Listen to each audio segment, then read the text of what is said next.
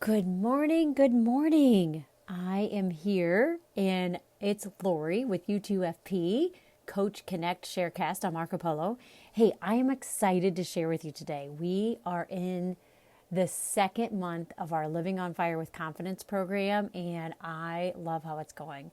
I've been talking with so many of you and struggling with some of the same challenges that each of you each have, the challenges that I have, things that I work through with my coach.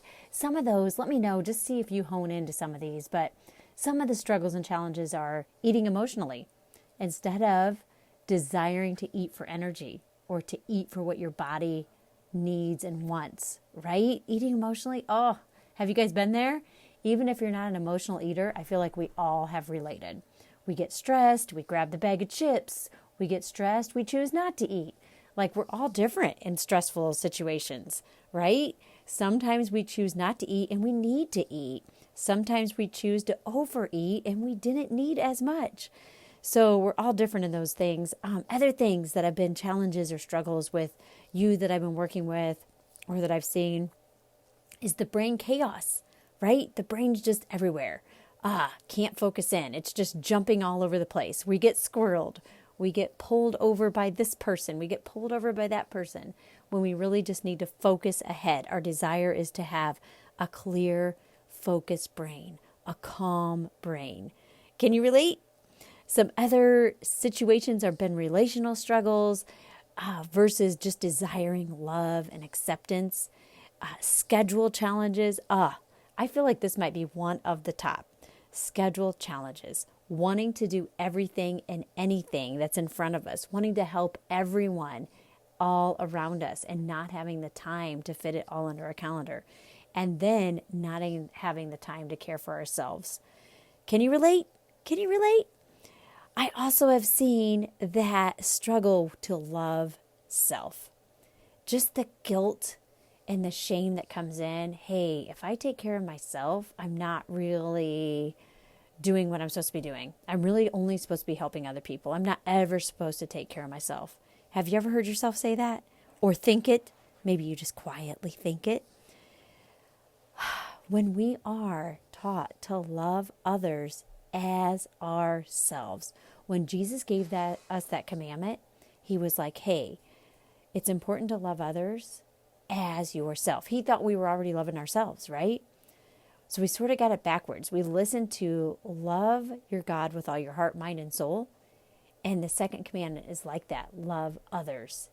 And we didn't know there was another part to that, as ourselves. So go back and read that. But hey, we are tempted into just being selfish, being prideful, all the things, right? We're tempted into that.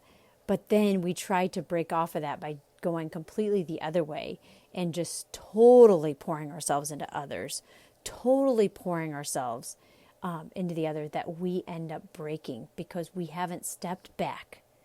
We haven't allowed ourselves to just sort of step back from situations, take a break, and think through the scenario of what does Jesus or God really have for me. So, hey, if you're here today and you're not a follower of Jesus, most of us are that I work with, and so I usually tend to go with that. But if you're not, no worries. Think of that as stepping back, as just taking a deep breath, maybe meditating, and just be where you are to be right now. But I want to share some thoughts on when you're struggling with chaotic thoughts or you're struggling with thoughts that aren't serving you, such as emotional eating, overscheduling, or relational issues. I want you to think about some of these things that might help calm your brain and get you in a better spot. Struggling with chaotic thoughts during life, it can be just overwhelming, and you can feel shameful and you can feel unproductive. So what we want to do is we want to bring that to prayer. We want to bring it to stillness, maybe to journaling. And so use all of those that might be approaches for grounding, for openness, for surrender, rather than striving for a perfect focus here, okay? A perfect way of living. Here are some ways that we can use prayer meditation, quietness effectively in these moments. So in these moments of challenges that you're struggling with, such as eating emotionally, brain chaos, relationships, scheduling, overscheduling, or not loving yourself, I want you to use maybe some of these key points that could help you just get a new perspective, a new alignment. That's what we want to do. Get your wheels realigned, right? Get in your lane. What we're going to do is start with silliness. Oh, wait, not silliness. Stillness. It just might feel silly. Start with some stillness. Take some deep breaths. Acknowledge the chaos in your mind. Sometimes just acknowledging or naming what you're fighting with can be so helpful. Take those deep breaths in. Acknowledge the chaos that you're having and offer a simple phrase such as, God, here I am. Meet me in this moment.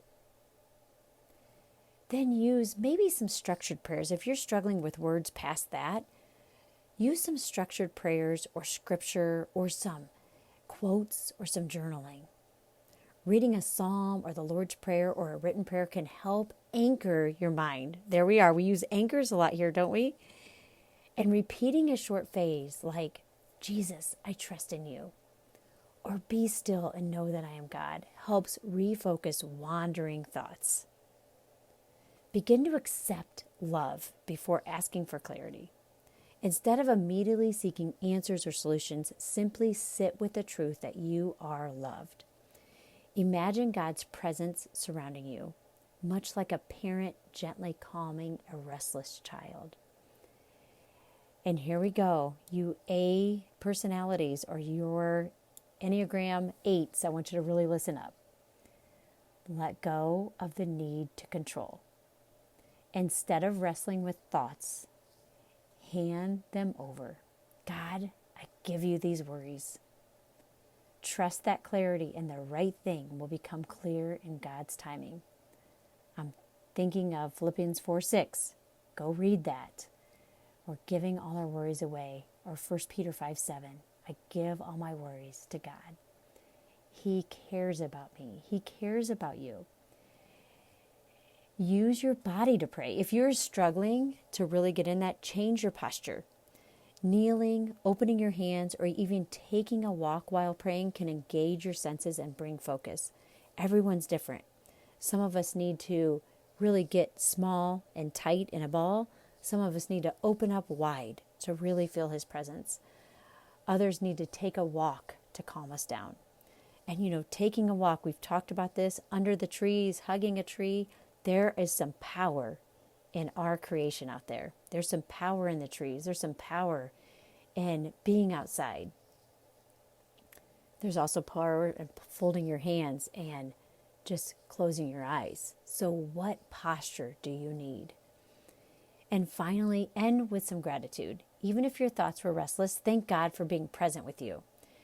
Gratitude shifts your mind from chaos to trust. You know what?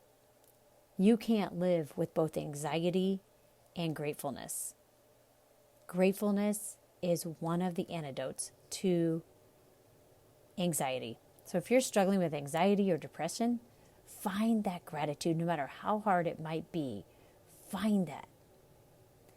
After prayer or you spending time with meditation, journaling, creating focus in life to do the right thing requires intention, discipline, and trust, especially in God's guidance. Here are some practical ways to align your actions with the thoughts that you just did before. Move your prayers into action. After praying, write down any insights, feelings, or ideas that came to you. Ask, what is one small step I can take today to live out what I prayed for? Clarify your purpose. Remind yourself of your values and who you are striving to be. And align your daily choices with what is good, true, and loving. Simplify your focus. Avoid trying to fix everything at once. Just talking to my son about this. And he's just got out of college, and I think he's ready to be like a 30-year-old experienced man in his career.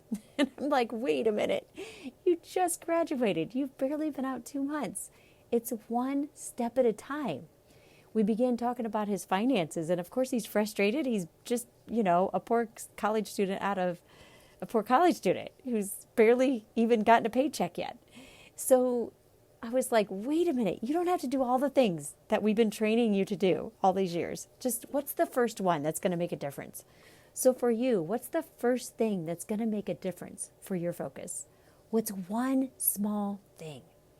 You're going to become more efficient. You're going to activate your brain as you start to put some of these simple shifts into place. You're going to relieve stress. And after brain breaks that you do, and after focusing and praying more, you're going to learn to enjoy this process and have more freedom in your brain. So stay present and trust the process. Seek accountability. One of the biggest things. One of the things I love most about our program, because we offer accountability to you, but then you offer accountability to us as well. We've got to show up. Same thing with my coach. I've got to show up. And then I get accountability. Return to prayer regularly. Return to your accountability partner regularly. When you feel distracted or uncertain, pause and reconnect and go back through what we just discussed. Replay this. Use breath prayers or simple reminders. God, lead me. Stay focused throughout the day. That's one thing we can do, right? One thing we can do. Doing the right thing isn't always easy, but when your actions flow from a place of prayer and peace, that peace that we get from our Creator, they will be more aligned with wisdom and love. And that's what you're desiring. You are desiring energy when you eat. You're desiring focus when you think. You're desiring love in a relationship. You're desiring acceptance. You're desiring to use your time wisely. You're desiring to love yourself so that you can love others more. You were made to be abundant, so go and do just that.